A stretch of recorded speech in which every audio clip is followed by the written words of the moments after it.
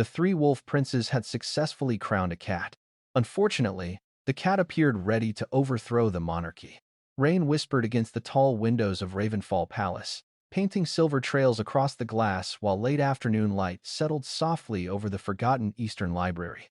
The room smelled of old parchment, beeswax, damp stone, and the faint pear blossom soap Maren Vale made herself because palace soap always left her hands too dry.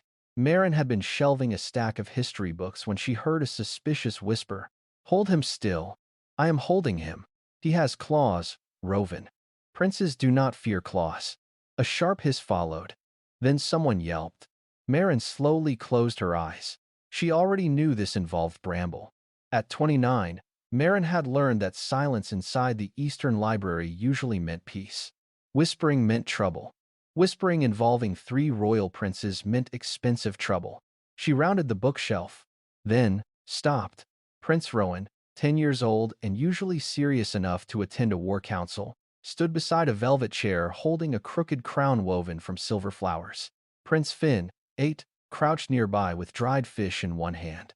And 6-year-old Milo had both arms carefully wrapped around the fattest, grumpiest orange cat in Ravenfall. Bramble looked furious.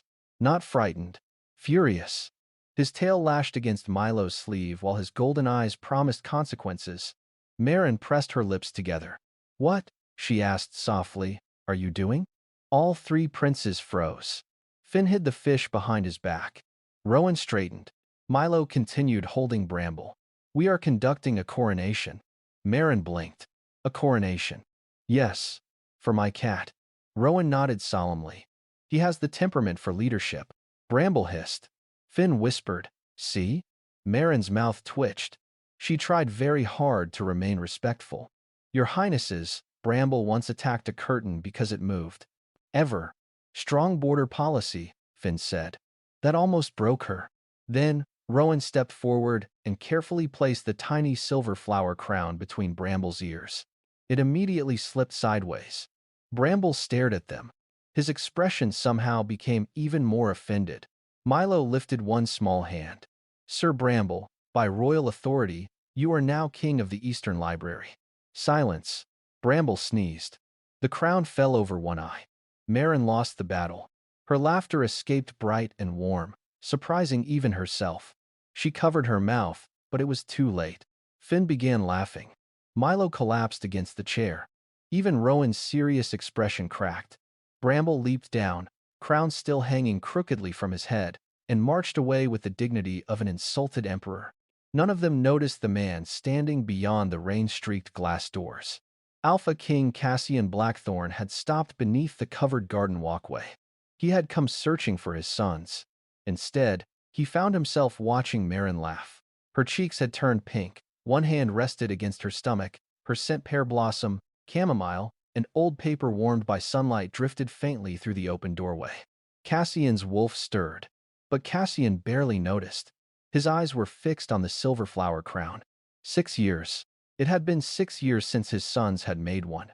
6 years since that little family tradition had died with their mother. Yet now his boys were laughing again, and in the middle of them stood an Omega who had no idea she had just brought something precious back to life. For the first time that day, the Alpha King smiled. The next morning, Ravenfall Palace woke beneath a pale silver sky. Rain still clung to the stone balconies, and cold mist hovered above the gardens as servants hurried through the corridors with breakfast trays, folded linens, and baskets of fresh bread. Somewhere in the western tower, bells marked the 7th hour. In the Eastern Library, Maren Vale was already arguing with a cat. "You cannot sit there." Bramble stared at her from the center of an open ledger. Maren placed both hands on her hips. "That is the inventory book." The orange cat slowly lowered his chin onto the page. Maren sighed. "Wonderful. His Majesty has rejected taxation." A soft laugh came from behind the shelves. Maren turned. Prince Finn stood there holding 2 honey biscuits. Prince Milo peeked around him in wolf form, small and dark-furred, his ears tilted forward. Behind them came Rowan, carrying 3 books beneath one arm with the grave expression of a boy arriving for official negotiations. Maren raised an eyebrow. "You're back." Finn looked offended. "You say that as if we escaped prison." Rowan glanced toward him. "We did leave lessons early." Finn lowered his voice. Details. Maren tried not to smile. Yesterday's ridiculous coronation still lingered warmly in her mind. She had expected the princes to return to their tutors and forget the whole thing. Apparently, Bramble now had subjects. Milo trotted toward the cat. Bramble opened one eye. The little wolf stopped. They stared at each other. Milo slowly lay down beside the table instead. Excellent survival instincts, Maren murmured. For the next hour, the library became something it had not been in years. Alive. Rowan sat beside the fireplace, reading a history book far too serious for a 10-year-old. Finn pretended to help Maren organize shelves while secretly moving books into the wrong places just to see how long it took her to notice. It took 3 minutes. Finn. He froze. Maren held up a gardening guide she had found between 2 military histories. Yes? Would you like to explain this? He considered the question. Strategic farming? Maren stared at him. His mouth twitched. She laughed despite herself. Across the room, Rowan looked up. For 1 second, the serious mask slipped from his face. Then he returned to his book. Maren noticed. She had begun noticing small things about the eldest prince. How his shoulders tightened whenever footsteps approached too quickly. How he always checked where his brothers were before sitting down. How he read about wars, treaties, and succession laws while other boys his age might have chosen adventure stories. You know, Maren said gently, walking over, the kingdom will probably survive if you read something with dragons. Rowan looked up. Dragons are not real. Neither is a 10-year-old who enjoys tax reform. Finn snorted from across the room. Rowan glared at him. Maren leaned closer and whispered, I have a book about pirates. Rowan hesitated. That hesitation told her everything. 10 minutes later, the history book had been replaced. Maren said nothing. Neither did he. Outside the library, hidden beyond the half-open doors, Cassian Blackthorn stood perfectly still. He had come to retrieve his sons. That was what he told himself. He had not come because he had remembered Maren's laughter the night before. He had not wondered whether she always smelled faintly of pear blossom and chamomile. And he certainly had not altered his morning route so that it passed the Eastern Library. His wolf remained suspiciously silent. Inside, Milo shifted back into human form and crawled beneath the reading table beside Bramble. The cat tolerated him for nearly 30 seconds before placing one paw directly on the boy's forehead. Milo giggled. Cassian's chest tightened. He could not remember the last time he had heard that sound before yesterday. Not the polite laughter the princes gave at banquets. Not the careful smiles they wore when nobles complimented them. Real laughter. Uncontrolled. Childish. Something inside him softened. Then Finn climbed onto a ladder. Maren looked up sharply. Prince Finn, I am helping. You are 8 feet above the floor. I am helping from above. The ladder wobbled. Maren crossed the room instantly. Down. Finn sighed dramatically. My talents are wasted here. Your talents are trying to give me gray hair. You already have one. Maren gasped. Finn ran. She chased him around the table while Milo cheered, and Rowan attempted very badly to hide his laughter behind the pirate book. Cassian's mouth curved. Then Maren caught Finn by the sleeve. Traitor. You insulted my hair. You started it. Bramble suddenly jumped onto the table between them. Everyone stopped. The cat sat upright. Maren pointed at him. Do not encourage them. Bramble yawned. Cassian almost laughed aloud. Almost. Then Bramble's head turned toward the doorway. Golden feline eyes met the Alpha King's silver ones. The cat stared. Cassian waited for the hiss. It never came. Bramble simply blinked once, slowly, then rested his tail around his paws. Inside Cassian, his wolf stirred. Home. The word came so softly he nearly mistook it for memory. Cassian's expression changed. He looked past the cat, toward Maren. She was kneeling beside Milo now, fixing the boy's crooked collar while Finn complained about unfair library laws. She had no idea the Alpha King was watching. No idea that his sons had somehow found, in one forgotten room and beside one gentle Omega, the only place in Ravenfall where they did not have to be princes. Cassian remained outside for another moment. Then he quietly walked away. But for the rest of the morning, the scent of pear blossom stayed in his mind. By the third afternoon, Cassian stopped pretending his visits to the Eastern Wing were accidental. Rain had finally passed. leaving Ravenfall Palace washed in pale autumn light. Water still clung to the stone arches, and the gardens beyond the library windows glittered beneath a cool silver sky. Inside, Maren was standing on a ladder. That alone should not have concerned an Alpha King. Unfortunately, the ladder was leaning slightly to the left.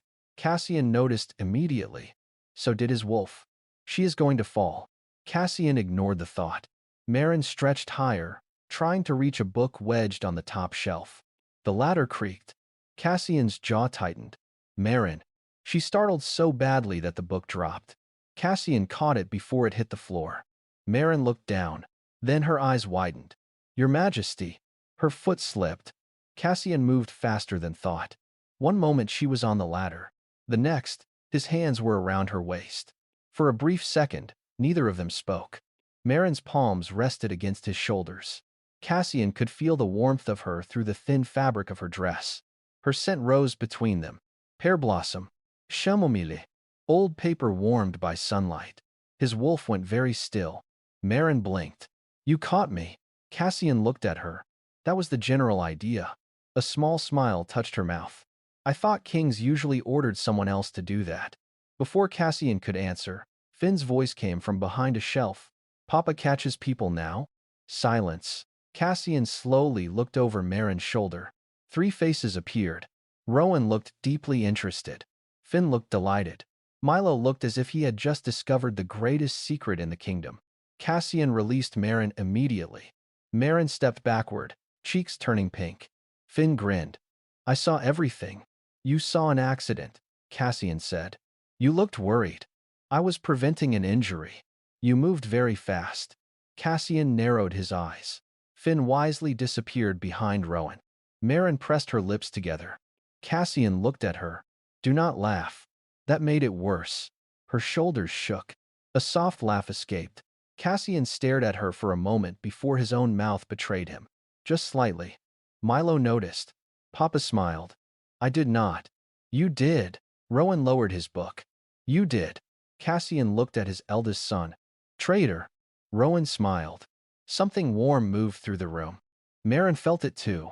She turned toward the small table near the fireplace. Would your Majesty like tea?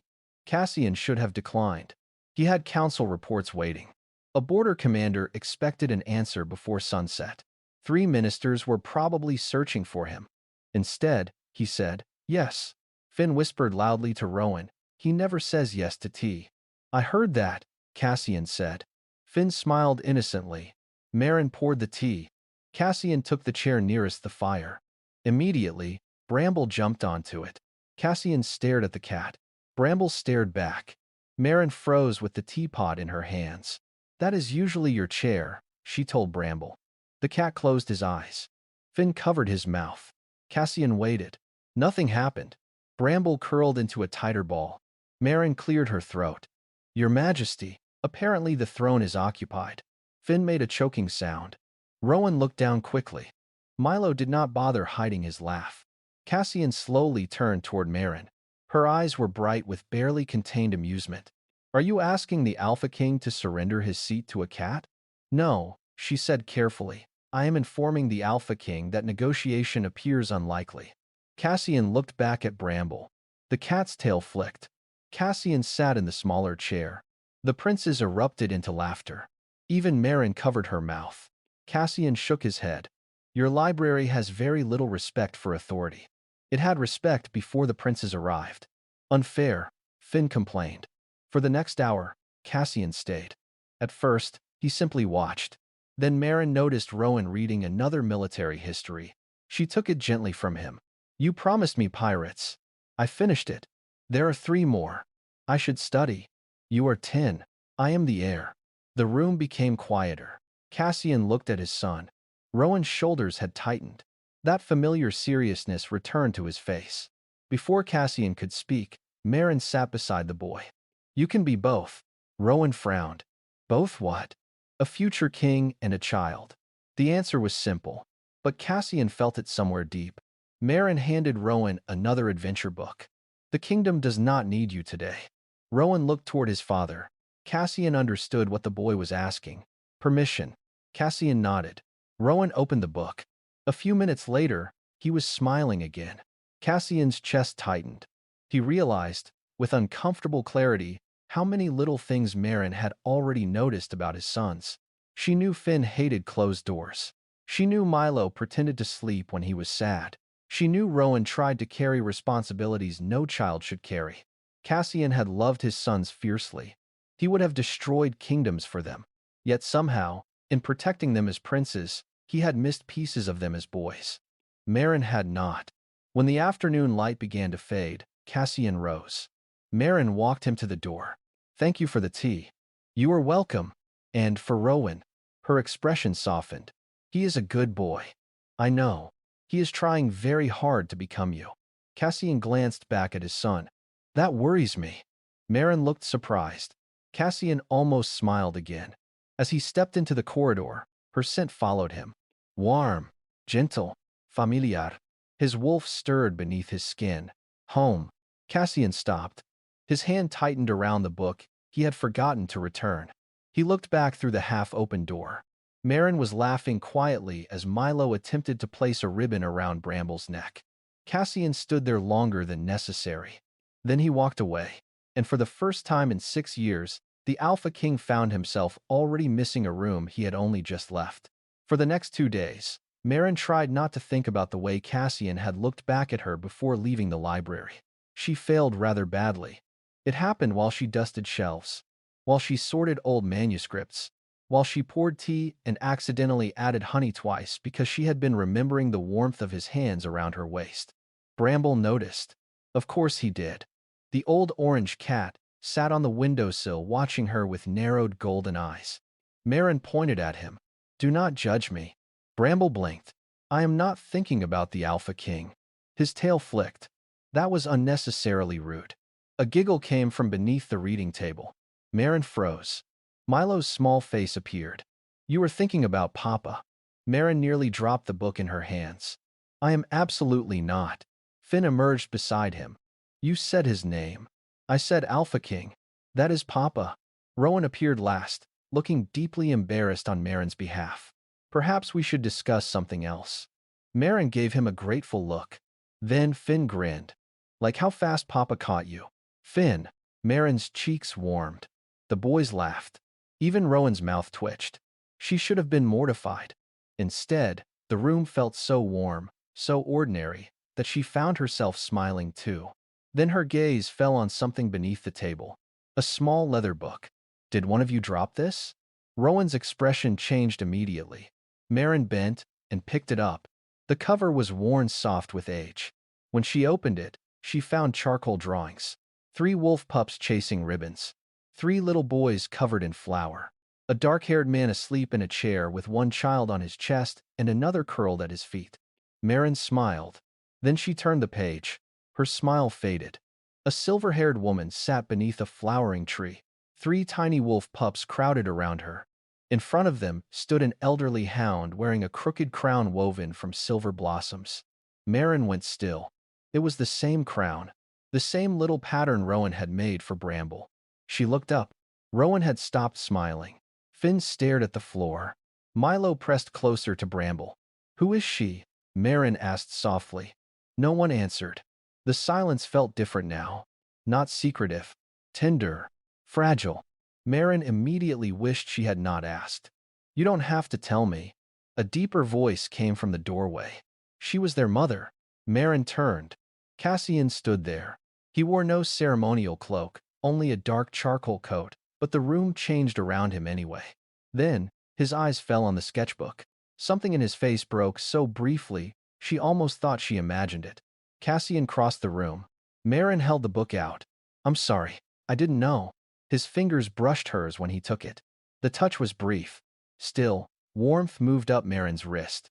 Cassian felt it too. His wolf stirred. He ignored it. He looked down at the drawing.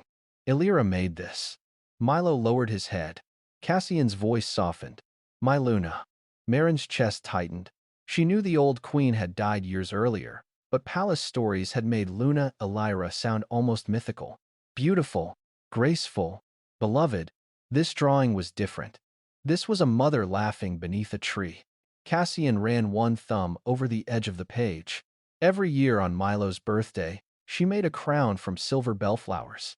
Finn finally spoke, for the grumpiest creature in the palace. Maren glanced at Bramble. The cat was licking one paw. That explains a great deal. A tiny laugh escaped Milo. Cassian looked at him. For 3 years, it was Captain Harlan's old hound. Finn smiled faintly. He hated the crown. He hated everything, Rowan said. Maren looked back at the sketchbook. And after she died? No one answered at first. Rainwater dripped from the roof outside. A clock ticked somewhere behind the shelves. Cassian closed the book. They stopped. Maren's heart ached. Cassian looked at his sons.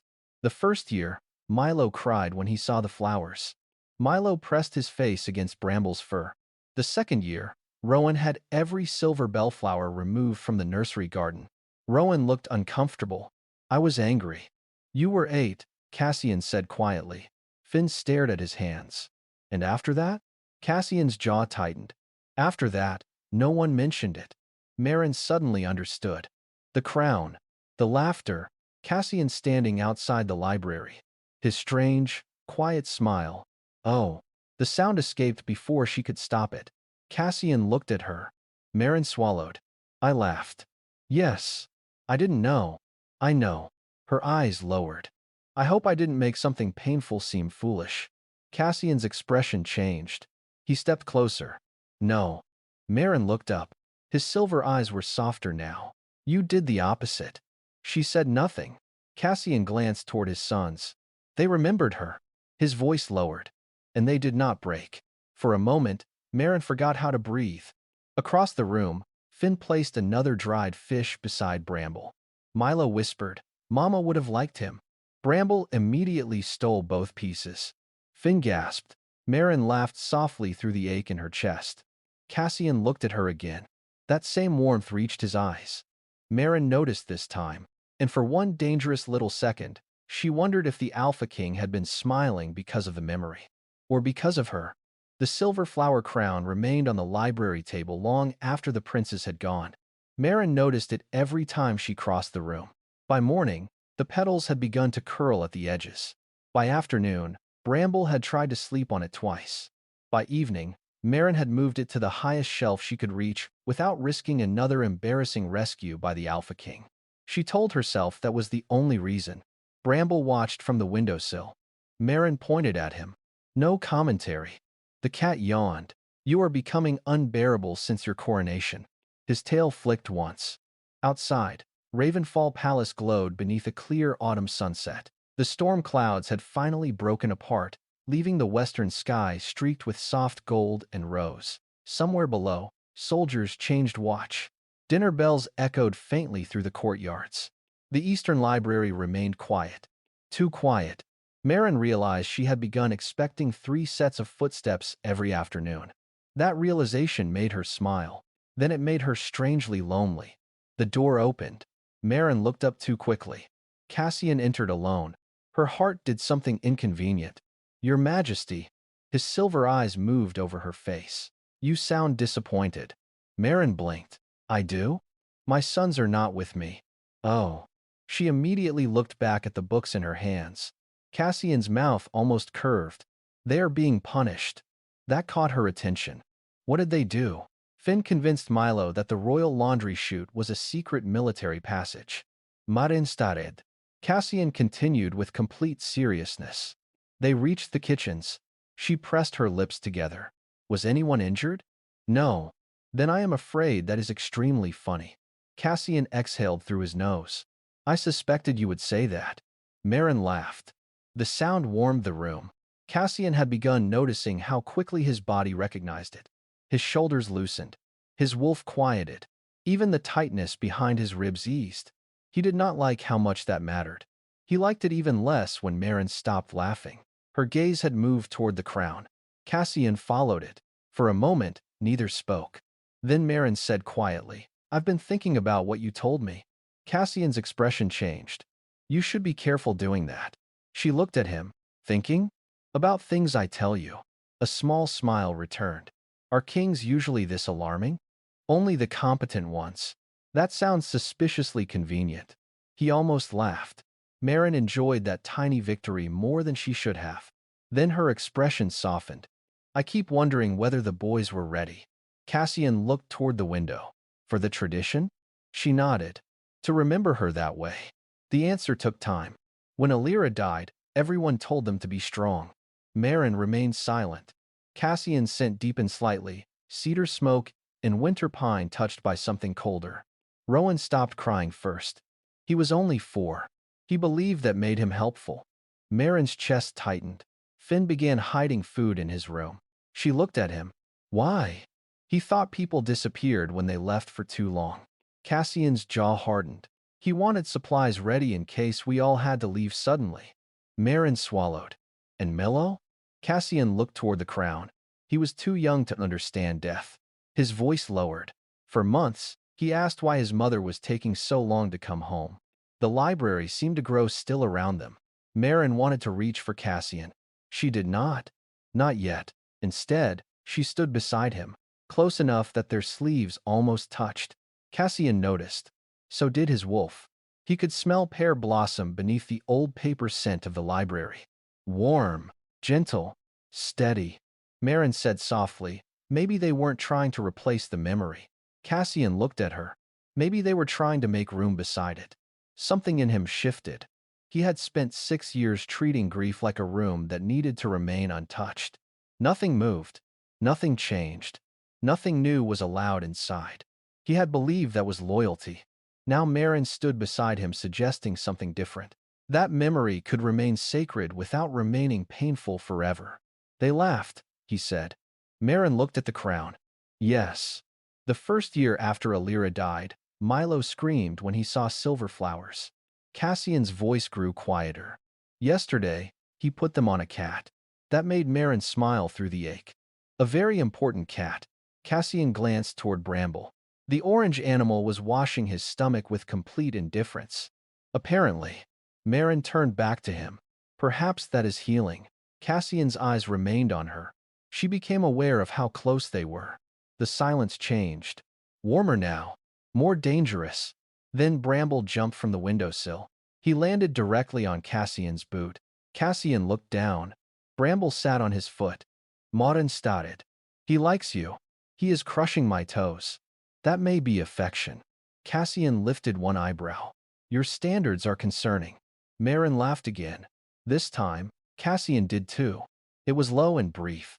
But real. Maren stopped. Cassian noticed her staring. What? I've never heard you laugh before. His expression became almost defensive. I laugh. When? He considered. Maren waited. Cassian frowned. That is irrelevant. She smiled. I thought so. For one quiet moment, neither of them looked away. Then bells rang somewhere in the palace. Cassian finally stepped back. He should leave. He knew that.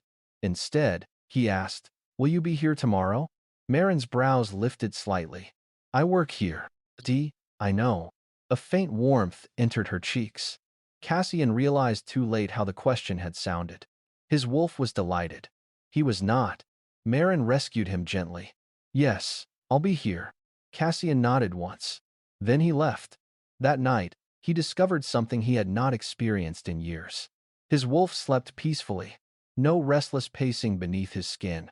No midnight growls. No memories sharp enough to drag him awake. But shortly before dawn, Cassian opened his eyes. The room felt too large, too silent. He smelled nothing but cold stone and dying fire. And before he could stop himself, he remembered Pear Blossom. Remembered Maren's laugh. Remembered the way she had stood beside him without trying to fill anyone else's place. His wolf stirred sleepily. Home. Cassian closed his eyes. This time, he did not argue. Cassian began visiting the Eastern Library often enough that even the servants stopped pretending not to notice. At first, he came for the princes, then for books, then for tea. Eventually, even Cassian could no longer explain why the ruler of Ravenfall needed to inspect the same shelf of military histories 3 afternoons in a row. Maren noticed. She was kind enough not to mention it. Bramble was not. The orange cat had developed a habit of taking Cassian's chair before he arrived. Every single time. One afternoon, Cassian entered beneath a wash of golden autumn light and found Bramble already curled in the high-backed chair beside the fireplace. He stopped. The cat opened one eye. Cassian stared. Bramble stared back. Maren, arranging books at the table, tried very hard to look busy. Cassian glanced at her. You knew he was there. I suspected. You did not move him. Maren looked toward Bramble, then back at the Alpha King. I value my hands. Finn choked on a laugh. Rowan immediately lowered his head over his book. Milo, sitting cross-legged on the rug, whispered to Bramble, You won again. Cassian heard him. Apparently this kingdom has 2 monarchs now. Maren smiled. Only one of them sheds on the furniture. Cassian looked at her. Her expression remained perfectly innocent. His wolf, traitorous creature that it was, practically purred. He sat in the smaller chair. Again, by now, nobody even pretended this was unusual. That was what unsettled Cassian most. The library had begun to feel easy. Too easy. He could remove his gloves there. Set reports aside. Drink tea before it went cold. His son spoke without measuring every word. And Maren never seemed impressed by his crown. Sometimes Cassian wondered if she forgot he had one. That afternoon, she proved it. He was reading a border report when Bramble climbed onto the table. Cassian moved the document. The cat followed it. He moved it again. Bramble followed again. Cassian frowned. Stop. Bramble sat directly on the report. Maren looked up. Oh, dear. Cassian gave her a flat look. You are enjoying this. A little. That document concerns troop movement. Bramble began washing one paw. Maren approached. Perhaps His Majesty disagrees with your strategy. Finn laughed. Cassian looked at the cat. His Majesty is illiterate. Maren gasped softly. Bramble stopped washing himself. You have offended him. I will survive. You sound very confident. Cassian reached for the report. Bramble slapped his fingers. The room went silent. Then Milo fell backward laughing. Finn followed. Even Rowan covered his mouth. Maren stared at Cassian's hand, then at his face. The most feared Alpha King in 12 territories had just been disciplined by a 12-pound cat. Her composure vanished. She laughed. Brightly, helplessly. Cassian should have been annoyed. Instead, he watched her. Her brown hair had escaped its simple knot. Warm color touched her cheeks. Her scent lifted around him. Pear blossom, chamomile, and something softer he had begun to recognize as uniquely hers. His wolf pressed closer beneath his skin. Cassian forgot about the report. Then a young palace physician entered, carrying a bundle of returned books. Lady Maren. She turned. Elias. Cassian's attention sharpened immediately. The physician was young, pleasant-looking, far too comfortable smiling at her. I brought the herb guide you asked for. That was quick. I happened to be passing. Cassian looked toward the library windows. The infirmary was in the opposite wing. His wolf noticed, too. Liar. Cassian ignored him. Elias handed Maren the book. Their fingers nearly touched. Cassian's scent deepened. Cedar, cold pine, something darker. Maren noticed. She glanced toward him. Cassian had returned his eyes to the report. Unfortunately, he was holding it upside down. Finn noticed first. His grin became dangerous. Papa. Cassian did not look up. Yes? Your map is upside down. It is not. Rowan examined it. It is. Cassian slowly lowered the paper. Maren bit the inside of her cheek. Elias wisely said goodbye. The moment the physician left, Finn leaned toward Milo. Papa did not like him. Cassian's eyes narrowed. Finn. What? He was smiling at Maren. Maren nearly dropped the herb book. Rowan whispered, You should stop. Finn absolutely did not stop. He smiles differently when he dislikes someone. Cassian set the report down. How many stable chores would you like tomorrow? Finn became silent. Maren turned away. Her shoulders shook. Cassian watched her trying not to laugh. You find this amusing. She faced him. Not at all. You are smiling. That could be anything. Sukas.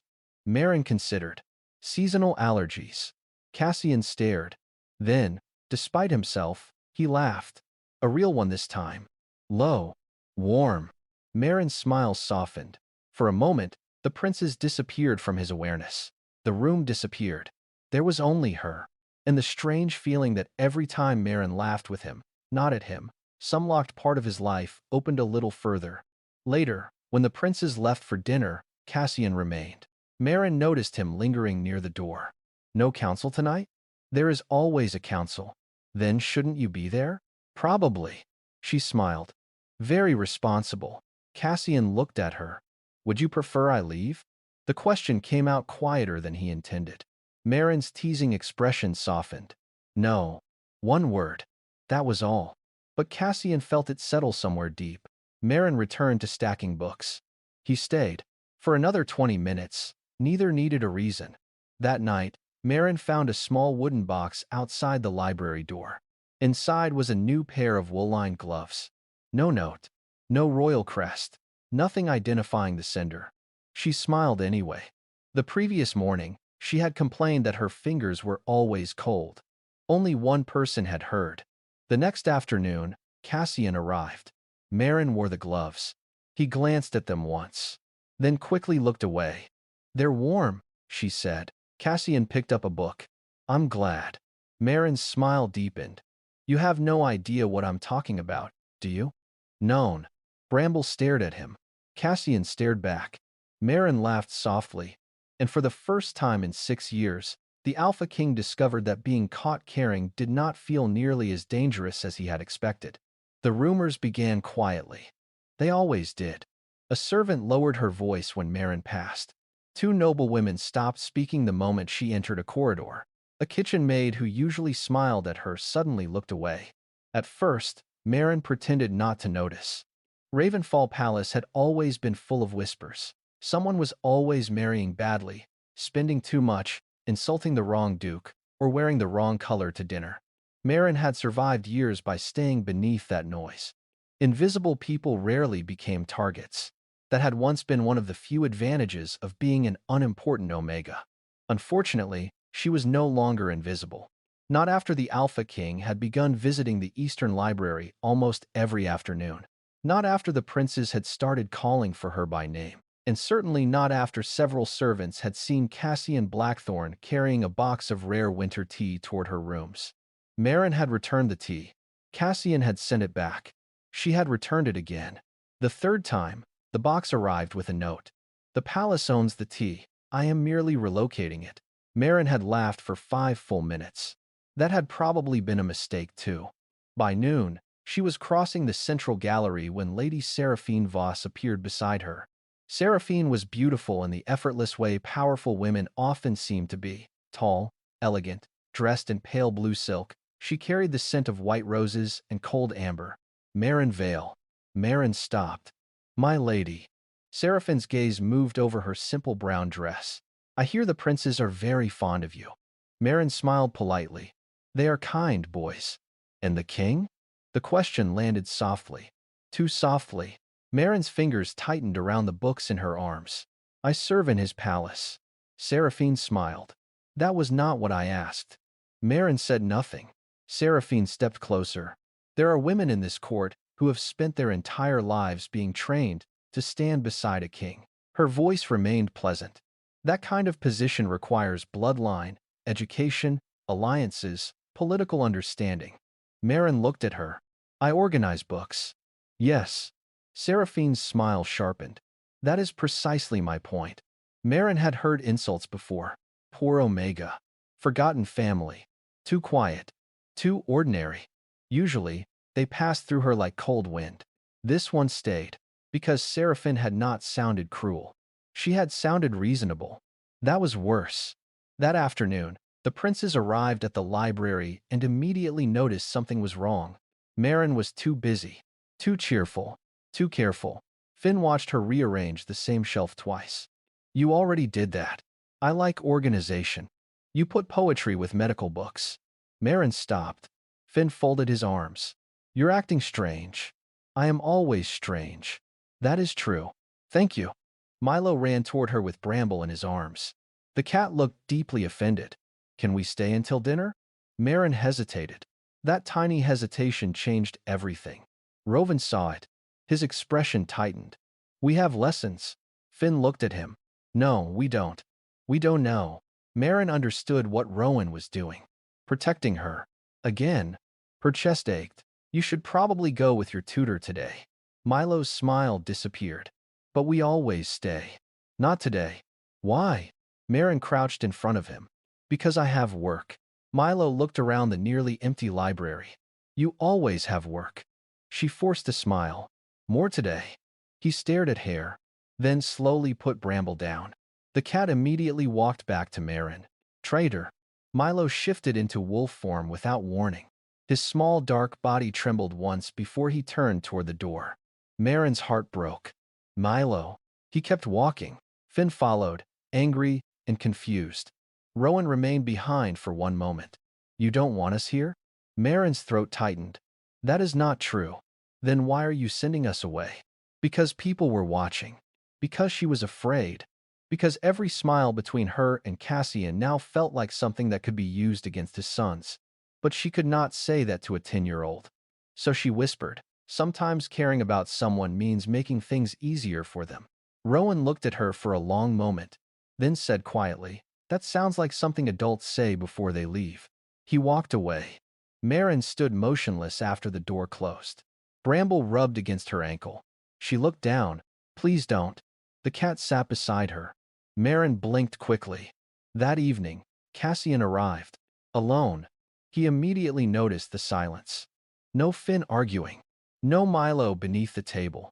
No Rowan pretending not to enjoy adventure books. Only Maren, standing beside the window. His scent sharpened. Where are my sons? With their tutor. Cassian frowned. They hate their Thursday tutor. I know. His gaze narrowed. What happened? Nothing. Maren. She hated how gently he said her name. It made lying harder. She turned away. I think they should spend less time here. Silence. Cassian stared at her. Why? It is becoming inappropriate. His expression changed. According to whom? No one. That is not an answer. Maren clasped her hands together. People are talking. Cassian went still. There it was. He understood immediately. And you believe them? No. Then why are you changing anything? Because they are your sons. His wolf stirred. And everything they do matters. Maren finally looked at him. If they spend every afternoon with an Omega librarian, people will talk about them too. Cassian's jaw tightened. They are children. Courts do not care. He knew she was right. That made him angrier. Maren. Her scent had changed. Pear blossom touched by something sadder. I do not want to become a problem in their lives. You are not. You cannot control what people think. I control quite a lot. Despite herself, Maren almost smiled. Cassian noticed. For half a second, the tension softened. Then he stepped closer. Are you avoiding my sons? Because of gossip? She said nothing. Cassian's eyes stayed on her face. Or are you avoiding me? Maren's breath caught. The library suddenly felt too small. Too warm. Cassian stood only a few feet away. His scent wrapped around her, cedar smoke and winter pine, familiar enough now that her body recognized it before her mind did. She wanted to say no. She wanted to laugh and make the moment harmless. Instead, she remembered Seraphine's words. Bloodline. Alliance. A woman trained to stand beside a king. Maren lowered her eyes. Cassian felt something cold settle inside him. His wolf growled. Do not let her step away. Maren. She looked up. There was no anger in his face now. Only something quieter. Something that frightened her more. I have spent 6 years watching people decide what my sons need. His voice lowered. You are the first person who simply listened to them. Her eyes stung. Cassian continued. And now you are disappearing because strangers have decided you matter too much. Maren's lips parted. Neither noticed Bramble jump onto the table. The cat knocked over a cup. It shattered loudly. Both of them jumped. Maren started. Cassian stared. Bramble looked completely unapologetic. A laugh escaped Maren before she could stop it. Cassian closed his eyes briefly. Your cat has terrible timing. He disagrees. I can tell. For one small moment, they smiled. Then, the distance returned. Cassian left shortly afterward. He did not argue again. That worried Maren more than anger would have. Later that night, she stood by the library window watching rain begin over the courtyard. Far below, Cassian crossed the stone path alone. He did not look toward the library. Maren told herself that was good. Safair. Better. Then he stopped. Just once. He turned his head toward the eastern windows. Even from that distance, Maren knew exactly where he was looking. Her heart tightened. Cassian stood there for several seconds, then walked away. And for the first time since his visits had begun, the Eastern Library felt unbearably empty. The trouble began with a dead flower. 3 days after Maren had started keeping her distance from the princes, one of the palace maids found the silver flower crown in the Eastern Library. It had been resting on the highest shelf, safely beyond Bramble's reach. Or so Maren had believed. Apparently, the cat had discovered ambition. By breakfast, the crown was lying in the middle of the corridor, with several dried petals scattered around it. By noon, half the palace knew about it. By afternoon, Lady Seraphine had heard. Maren knew none of this when 2 royal guards appeared at the library door. Bramble was asleep on a stack of atlases. Maren was repairing the spine of an old history book. The guards stopped several feet away. Lady Maren Vale? She looked up. I'm not a lady. Neither guard smiled. That was her first warning. The royal council requests your presence in the great hall. Maren's fingers went still. Requests? The older guard looked uncomfortable. Immediately, Bramble opened one eye. Maren slowly set the book down. Well, she murmured to the cat, that sounds friendly. Bramble yawned. Traitor. The walk through Ravenfall Palace felt longer than usual. Every corridor seemed too bright. Every whisper seemed to follow her. By the time the doors of the great hall opened, Maren already knew this was not about misplaced books. The council waited beneath the black stone arches. Nobles stood along both sides of the chamber. Lady Seraphine was among them. Cassian was not. Maren's stomach tightened. At the center table rested the silver flower crown. For some reason, seeing it there hurt more than she expected. Chancellor Vane rose. Maren Vale. She lowered her head. My lord, you recognize this? Yes. And you allowed the royal princes to place it upon an animal? Maren looked at the crown. Yes. Whispers spread through the chamber. Vane's mouth hardened. The flower crown is associated with the late Luna. Maren's heart sank. So they knew. You permitted 3 heirs of Ravenfall to turn a memorial tradition into entertainment. No. Seraphine spoke before Maren could continue. Then perhaps you would explain why servants heard laughter. Maren looked toward her. There was no open cruelty in Seraphine's face. That almost made it worse. Maren could tell them everything. She could say Rowan made the crown. Finn brought the fish. Milo declared Bramble king. She could put the responsibility exactly where it belonged. On 3 children. Her hands tightened. She would not. I allowed it, Maren said. Vane frowned. Allowed what? The game. You encouraged it? Maren hesitated, then nodded. Yes. Outside the chamber doors, Rowan stopped breathing. Finn stood beside him. Milo, in wolf form, pressed between them. They had followed the guards after seeing Maren taken away. Rowan had expected her to explain. Instead, she was protecting them. Again. Inside, Chancellor Vane continued. You understood the significance of the crown? No. When did you learn? Afterward. And still you kept it. Maren looked at the dried flowers. Yes. Why? Her voice softened. Because it mattered to the princes. Another murmur moved through the room. Seraphine stepped forward. This is precisely the concern. Maren looked at her. You have allowed yourself to become emotionally involved with royal children. Maren's face warmed. I care for them. You are not family. The words landed harder than Maren expected. She did not answer. Seraphine continued. They are princes. Their attachments influence the kingdom. Maren's scent changed. Pear blossom dimmed beneath quiet hurt. Outside the hall, Milo whimpered. Rowan placed one hand on his brother's head. Finn looked furious. Then the far doors opened. The entire great hall went silent. Cassian entered. No ceremonial crown. No royal cloak. Only black. His scent reached the room first. Cedar smoke. Winter pine. Alpha. Power rolled through the chamber so sharply that several wolves lowered their eyes. Cassian's gaze found Maren immediately. Then the crown. Then Seraphine. What is this? Chancellor Vane bowed. Your Majesty. We are addressing an issue involving the princes and the late Luna's memorial tradition. Cassian's expression went cold. With Maren standing alone? No one answered. Maren looked at him.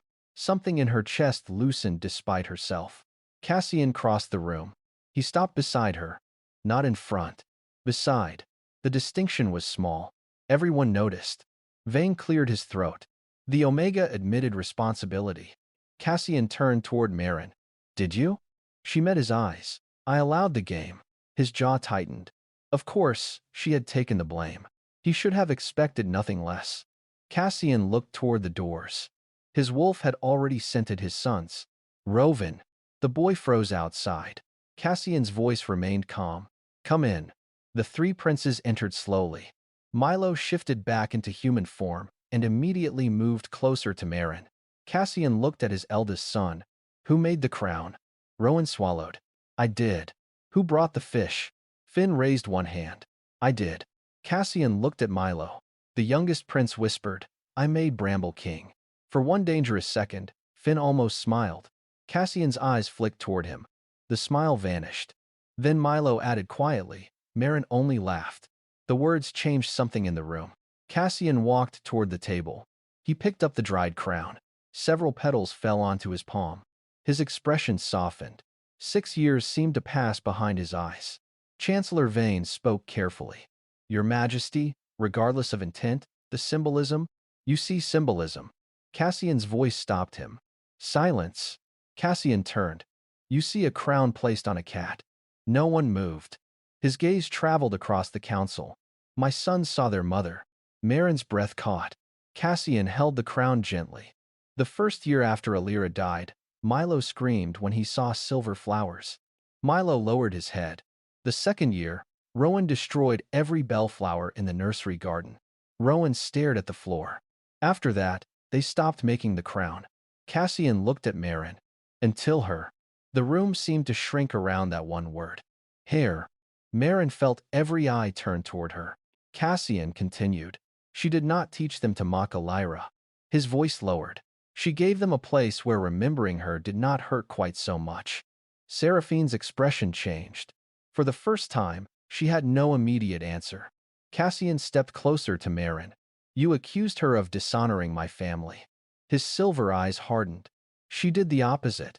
Then Milo suddenly wrapped both arms around Maren's waist. Maren startled. Finn joined him. Rowan hesitated only a second before standing at her side. Their scents filled the air. Warm fur. Rain. Childhood. Home. Maren's composure broke. Emotion rushed through her. Her true scent bloomed suddenly, stronger than Cassian had ever experienced it. Pear blossom after rain. Chamomile. Warm parchment. Something deeper, something that struck his wolf like lightning. Cassian went completely still. His pupils widened. Inside him, the beast surged forward. Mate. The word thundered through his blood. Not home. Not comfort. Not curiosity. Mate. Cassian's hand tightened around the dried crown. Maren looked at him.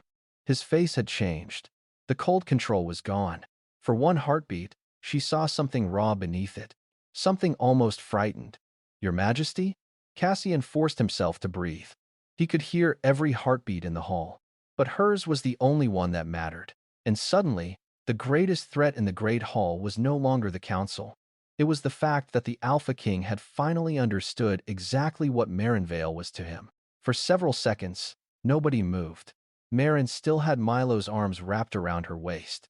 Finn stood close enough that his sleeve brushed hers. Rowan remained at her side, trying very hard to look like a prince and not like a 10-year-old boy who had just defended someone he loved. And across from them, Cassian Blackthorn had forgotten how to breathe. Mate. The words still burned through him. His wolf had stopped being subtle. Mine. Cassian's hand tightened around the dried silver flower crown. He had survived war councils, assassination attempts, border rebellions, and 6 years of grief. None of them had prepared him for the quiet Omega standing 10 feet away with tears in her eyes and one of his sons clinging to her dress. Maren looked at him carefully. Your Majesty? Cassian forced his wolf back. Not here. Not like this. He would not turn something sacred into a spectacle for the council. So, instead of answering the bond, He turned toward the nobles. His expression hardened. Who told Marenvale she had no place near my sons? Silence. Chancellor Vane shifted. Your Majesty, no one questioned her kindness. Cassian looked at him. You questioned her presence. That is different. No. Cassian's voice was calm. That made it worse. You simply found a more polite word for the same insult. Several nobles lowered their eyes. Seraphine remained still. Cassian placed the crown carefully on the council table. Then he looked toward Rowan. Come here. Rowan obeyed. Cassian rested one hand on his son's shoulder. Who knew you stopped sleeping through thunderstorms after your mother died? Rowan's face changed. Nobody answered. Cassian looked around the room. Anyone? Nothing. His gaze moved to Finn. Who knew Finn had bred beneath his mattress for nearly a year? Finn suddenly became fascinated with the floor. A few nobles exchanged confused looks. Cassian's expression grew colder. He thought people disappeared because they had not prepared enough to stay. Maren felt her throat tighten. Cassian turned toward Milo. And who knew Milo pretended he no longer remembered his mother because he thought speaking about her made me sad. Milo pressed closer to Maren. No one answered. Cassian finally looked at her. She knew. The words landed quietly, but they carried farther than shouting would have. Maren's eyes widened. Cassian continued.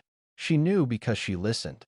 His scent rolled through the chamber, cedar smoke, and winter pine. She did not look at them and see heirs. He glanced toward his sons. She saw 3 boys. Maren's vision blurred. Seraphine spoke softly. And does that qualify her to influence the royal family? Cassian turned. For the first time, something dangerous entered his eyes. No. Seraphine seemed surprised. Cassian stepped forward. It qualifies her to be treated with respect. The answer stopped the room. He had not elevated Maren because she pleased him. He had not declared her special because she might become his mate. He had defended her worth before revealing anything else. Maren understood the difference. So did Seraphine.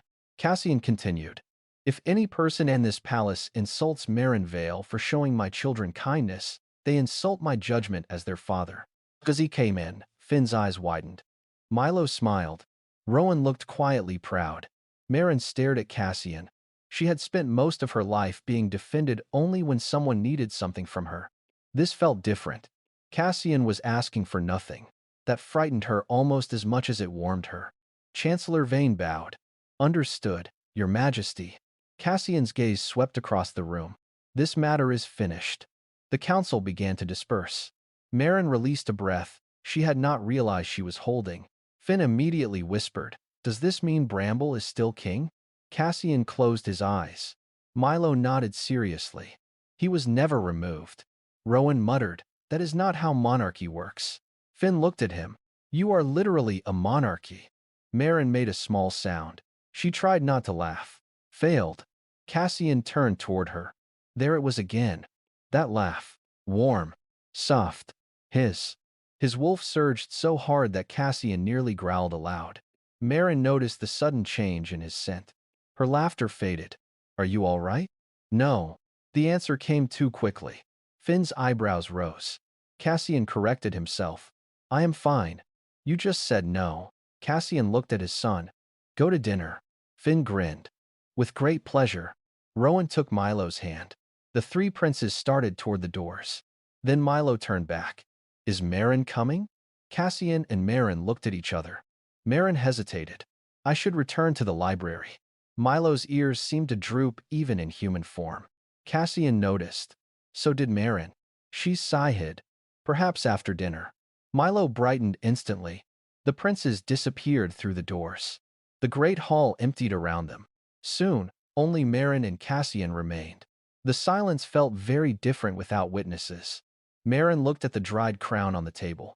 You didn't have to do that. Yes. She glanced at him. Cassian stood several feet away, but she could feel his attention like warmth against her skin. You could have ended the accusation without defending me quite so. She searched for the word. Publicly? Maren nodded. Cassian's mouth moved faintly. You were accused publicly. That sounds annoyingly logical. I am king. Occasionally it happens. Maren smiled. Cassian's wolf reacted immediately. His fingers curled. Maren noticed. You really aren't all right. Cassian looked away. That alone told her she was correct. His scent had become deeper since the princes hugged her. Sharper, almost restless. Maren stepped closer. Cassian.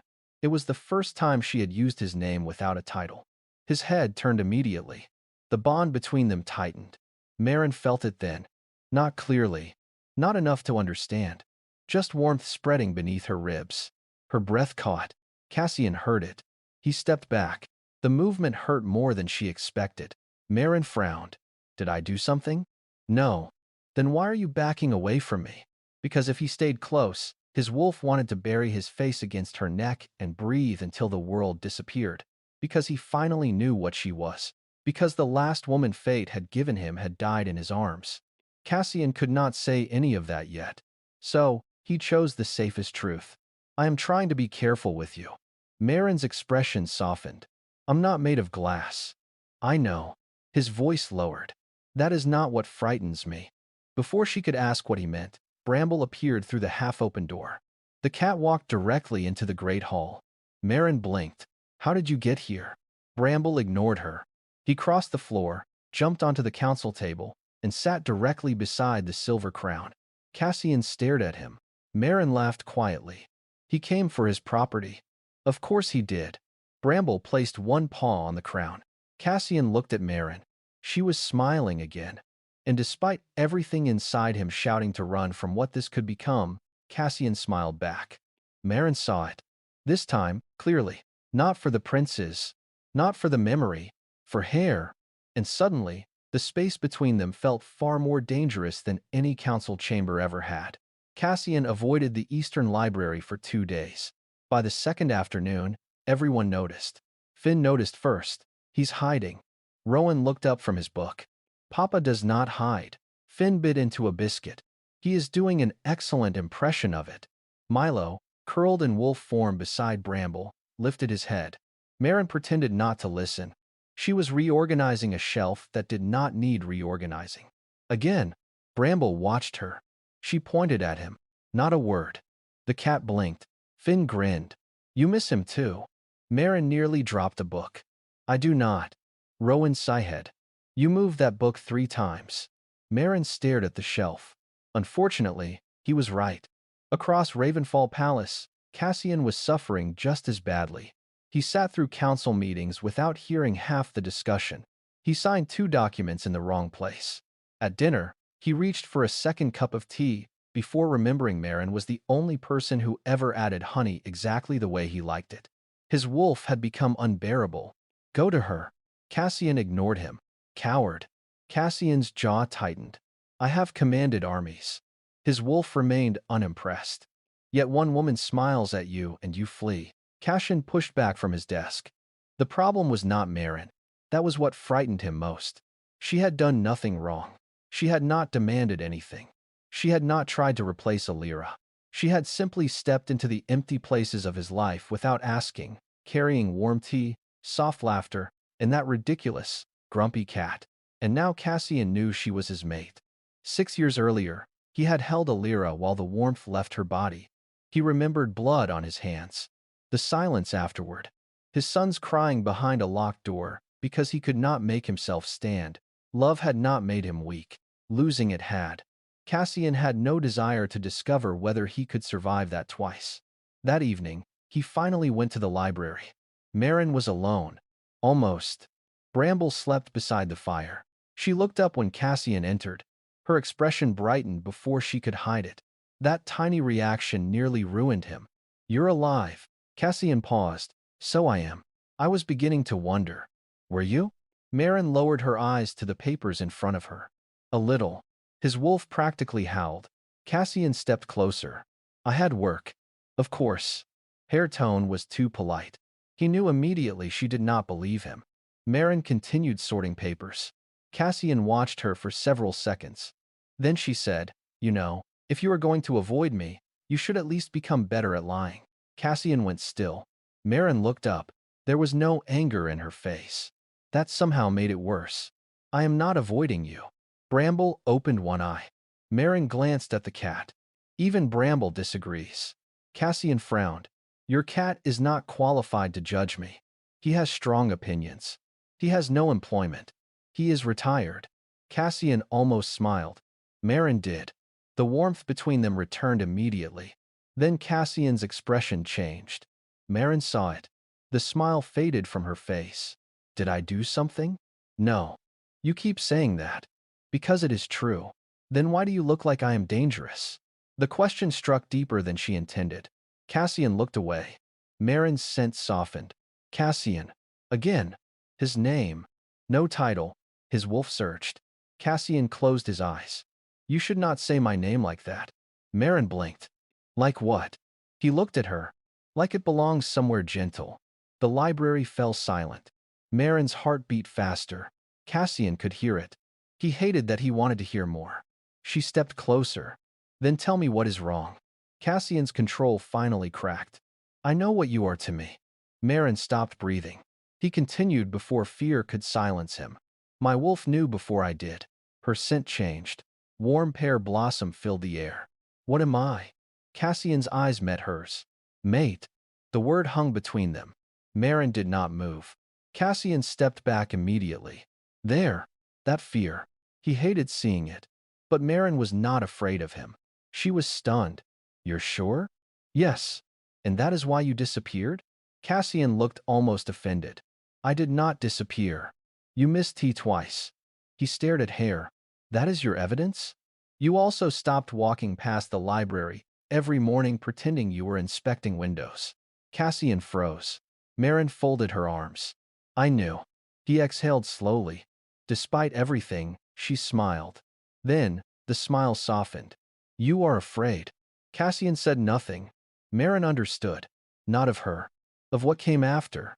Her gaze dropped briefly toward the old portrait of Luna Elira hanging near the fireplace. Then back to him. I am not asking you to forget her. Cassian's face tightened. I know. I would never ask that. I know. Maren stepped closer again. That is not what love does. Cassian's breathing changed. Maren spoke gently. Maybe loving someone new does not mean the old love becomes smaller. Something inside him broke open. He looked at her as though she had said the one thing no one had allowed him to believe. You make it sound simple. It probably is not. That made him laugh once. Quietly. Maren smiled. But difficult does not mean wrong. Cassian reached for her hand. Stopped. Maren noticed.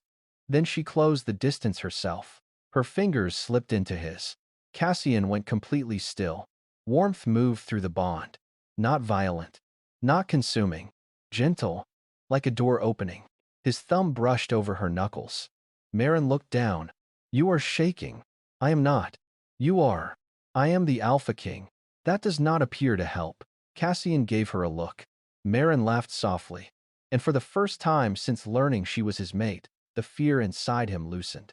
Then Bramble leaped onto the table. The cat walked between them and sat directly on Cassian's hand. Maren started. Cassian stared. Bramble began purring. Maren laughed harder. Cassian closed his eyes. This animal is determined to destroy every serious moment I have. Maren wiped one tear from the corner of her eye. Perhaps he thinks you need practice. With what? Not being serious. Cassian looked at her. Her hand was still beneath his. Warm. Real. Here. His expression softened. Then he lifted her fingers and pressed one quiet kiss against her knuckles. Maren's laughter disappeared. Color rose slowly into her cheeks. Cassian finally smiled. That night, he returned to his chambers alone, but the room no longer felt empty in quite the same way. Her scent remained on his hand. Her words remained in his mind. And long after midnight, the Alpha King lay awake remembering the way Maren had said his name. Not as a title, not as a king, simply as a man she was beginning to love. By the next morning, Ravenfall Palace had become too quiet again. Not because the princes were absent. Not because Cassian had withdrawn. This time, the silence came from Maren. She had spent most of the night sitting beside the library fire with Bramble asleep across her feet and Cassian's confession repeating in her mind. Matey. The word should have made everything simpler. Instead, it had made everything heavier. Because Maren knew what happened when kings chose with their hearts. Councils counted alliances. Nobles counted bloodlines, and frightened people counted the ways an omega could become inconvenient. She discovered just how inconvenient before breakfast. Two counselors were arguing behind a half-closed door near the West Gallery. Maren had not meant to listen. Then she heard her name. If the king claims her, House Voss withdraws from the Northern Alliance. And if 3 other Alpha families follow? He knows that. He is thinking as a father. No, he is thinking as a man. The words cut deeper than Maren expected. She continued walking before anyone saw her. By noon, she had written a transfer request. The Eastern Archive at Whitehaven needed a new keeper. Far from court, far from whispers. Far enough that Cassian would no longer have to choose between 1 omega and half a kingdom. Maren stared at the paper for several minutes before signing it. Bramble sat beside the inkpot. You disagree. The cat pushed one paw onto the corner of the request. Maren sighed. You are not helping. Bramble sat on the paper. Maren stared at him. Really? He began washing his shoulder. You have become extremely political lately. A voice came from the doorway. He learned from the best. Maren looked up. Finn stood there. Rowan and Milo were behind him. Her heart sank. You 3 should be at lessons. Finn pointed at the paper beneath Bramble. What is that? Nothing. Rowan's eyes narrowed. Maren had learned that expression from his father. It was deeply inconvenient on a 10-year-old. Maren. She sighed. I requested a transfer. Milo went completely still. Finn stopped smiling. Rowan's face lost all color. For how long? Maren swallowed. Permanently. Milo shifted into wolf form before she could say anything else. The little dark wolf backed away. Milo. He turned and ran beneath the reading table. Maren closed her eyes. That hurt exactly as much as she had feared. Finn looked angry. Why? It is complicated. I hate when adults say that. I know. Then don't. Maren looked at him. There are people who believe my being here could make things harder for your father. So? So he is king. Finn folded his arms. He was king yesterday too. Maren almost smiled. Rowan did not. You are leaving because of us. No. Because of Papa. No. Then why? Maren struggled for an answer that would not hurt them. Rowan understood anyway. His voice became quiet. You think leaving is protecting us? Maren looked down. Yes. Rowan's jaw tightened. That is what you told me before. She remembered. Sometimes caring about someone means making things easier for them. Rowan stared at Hare. I still think that sounds like something adults say before they leave. Maren's throat tightened. Finn turned away sharply. Milo whimpered beneath the table. Then Rowan asked the question that broke something inside her. Did you ask us if leaving would make things easier? Maren had no answer. The boys left shortly afterward. Milo had to be carried. He refused to shift back. That evening, Cassian found all 3 princes in the Eastern Library. Maren was gone. The transfer request remained beneath Bramble. Cassian picked it up. His scent changed instantly. Cold cedar. Winter storm. Alpha. Finn watched him. She's leaving. Cassian read the paper again. I can see that. You are going to stop her. It was not a question. Cassian looked toward Rowan. His eldest son stood beside the window. She thinks she is helping. Cassian's jaw tightened. She is wrong. Rowan finally turned. You always say kings protect what matters. Cassian went still. His son's eyes were too old again. Far too old. Why are you letting her leave? Silence filled the library. Cassian looked at Milo curled beneath the table beside Bramble. Then at Finn, furious because fear had nowhere else to go. Then at Rowan. Cassian had spent years teaching his sons that responsibility came before desire. That kings sacrificed. That crowns demanded difficult choices. Now he understood the lesson they had heard. If something mattered enough to hurt, let it go. The realization sickened him. He folded Maren's transfer request once. Then again. No. Finn blinked. Cassian looked at them. No, I am not letting her leave. Milo's head lifted. Cassian's wolf surged beneath his skin. For once, they agreed completely. He had protected borders, protected treaties, protected a throne his sons might one day inherit. Yet, when the woman who had brought warmth back into their lives decided to disappear for his sake, He had almost allowed duty to become cowardice. Not again. Cassian crossed the room. Bramble jumped onto the table and sat on the folded transfer request. Cassian looked at him. The cat looked back. Move. Bramble did not. Finn whispered, he agrees with you. Cassian sighed. Wonderful. For the first time all day, Rowan smiled. Cassian carefully pulled the paper from beneath the cat. Then, he headed for the door. Where are you going? Milo asked after shifting back. Cassian stopped. To fix something I should never have allowed to become broken. He left the library. The princes watched him disappear down the corridor. Outside, evening had fallen over Ravenfall. Torches burned along the stone walls. Cold winds swept through the courtyards. Cassian did not slow.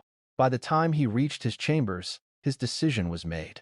He summoned his captain, then the chancellor, then every member of the royal council. Tomorrow morning, Cassian said, his voice calm enough to make the room nervous. Everyone attends. The chancellor hesitated.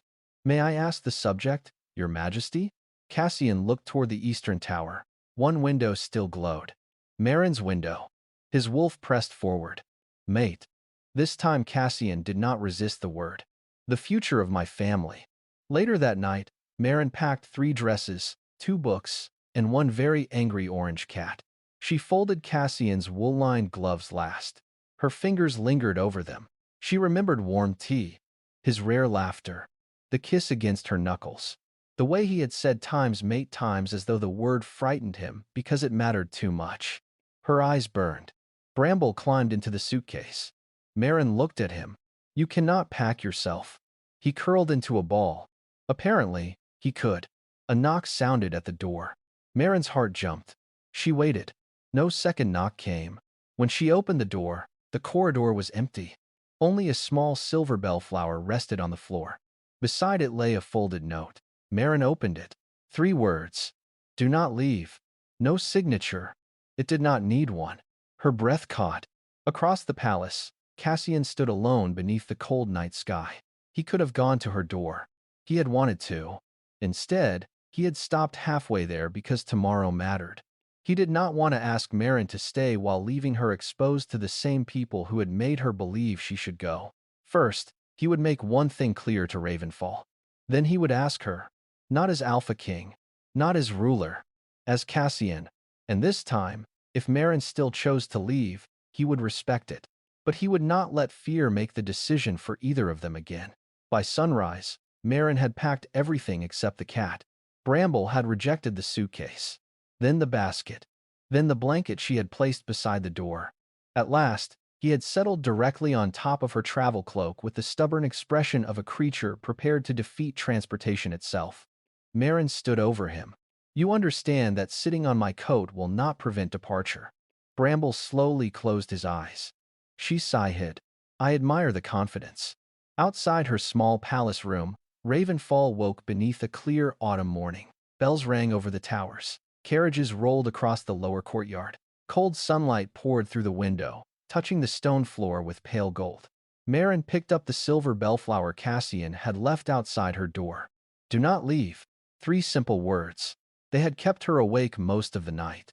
She had wanted to stay. That was the problem. Staying because she loved the boys was one thing. Staying because Cassian's voice now lived too easily inside her thoughts was another. She remembered his quiet laugh, the gloves, his hand around hers, the way his silver eyes softened whenever he forgot anyone else was watching, and, most dangerously, the way she had already begun missing him before she was even gone. A sharp knock interrupted her thoughts. Maren opened the door. 2 royal guards stood outside. Her stomach dropped. Lady Maren Vale. She almost corrected them, then decided she was too tired. His Majesty requests your presence in the Great Hall. Maren looked at her packed bags. Now? Immediately. Behind her, Bramble jumped down from the cloak. Traitor. The Great Hall was full when Maren entered. Every counselor stood beneath the black stone arches. Noble families lined the walls. Lady Seraphine stood near Chancellor Vane. The 3 princes were beside the throne. Cassian stood before them all. Maren stopped. He wore the dark ceremonial coat of Ravenfall, but no crown. His gaze found her instantly. Something warm pulled beneath her ribs. Mate bond.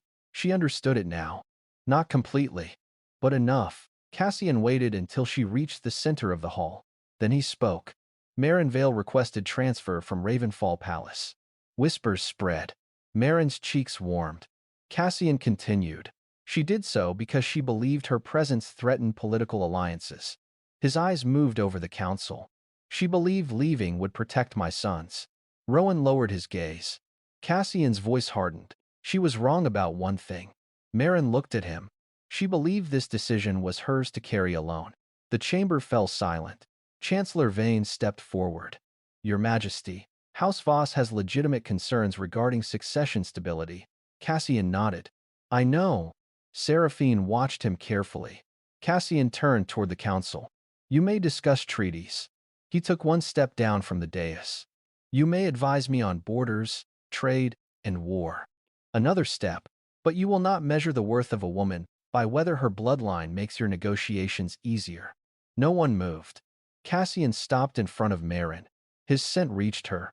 She-dot, winter pine, something warmer now, something she had begun associating with safety. I spent years believing protecting this kingdom required me to sacrifice every personal desire. His voice lowered. I was wrong. Maren's breath caught. Cassian glanced toward his sons. My children do not need a colder father. Finn smiled faintly. They do not need another political arrangement. Milo nodded enthusiastically. Rowan elbowed him gently. Cassian looked back at Maren. They need truth. Then, he did something no one expected. The Alpha King stepped completely away from the throne. He stopped before Maren as simply Cassian. No day. No distance. No command. My wolf recognized you as my mate. A murmur moved through the hall. Maren's heart pounded. Cassian continued before anyone could interrupt. But a bond does not give me ownership of your choice. His silver eyes held hers. I will not command you to remain. Maren swallowed. I will ask. The entire hall seemed to disappear. Cassian's voice became quieter. Stay. One word. Not royal. Not powerful. Vulnerably. Maren's eyes burned. Cassian gave a small, almost helpless smile. You have made my sons laugh again. Finn whispered loudly, mostly Milo. Rowan hissed, Finn. Maren laughed through her tears. Cassian's smile deepened. You have also taught them terrible habits. That part seems inherited. Several nobles looked horrified. Finn grinned. Cassian actually laughed. The tension in the hall broke. Then, his expression softened again. You brought warmth into rooms I stopped entering emotionally years ago. Maren's throat tightened. You made grief feel less like betrayal. Cassian looked toward the dried silver flower crown resting beside the throne. And somehow, you convinced my family that remembering someone we lost did not mean refusing to love anyone new. Maren could no longer pretend the tears were not there. She stepped closer. I never wanted you to forget Alira. I know. I never wanted to replace her. I know. And I do not want your sons to think loving me means loving her less. Cassian's voice dropped. They never will. Milo suddenly ran forward. He wrapped both arms around Maren. Finn followed immediately. Rowan hesitated, then gave up his dignity and joined them. Maren laughed and cried at the same time. Cassian watched his family gather around her. His wolf settled. Home. This time, Cassian answered silently. Yes. Maren looked up at him over Rowan's shoulder. I'll stay. Cassian stopped breathing. Finn pulled away. That is all? Maren blinked. What else? Finn looked toward his father. Papa has been terrifying everyone since breakfast. Cassian closed his eyes. Finn, I think he deserves more than I'll stay. Maren's cheeks turned pink. Cassian looked interested despite himself. Finn smiled innocently. Maren stepped out of the boy's embrace. Then she walked directly to Cassian. The whole court watched. She lifted one hand to his face. His eyes softened, and she kissed him. It was gentle, brief, warm enough to silence the entire great hall. When Maren pulled away, Cassian looked almost stunned. Finn whispered, better. Cassian gave his son a murderous look. Maren laughed. Weeks later, the eastern garden bloomed silver again. It had once belonged to Luna Alira.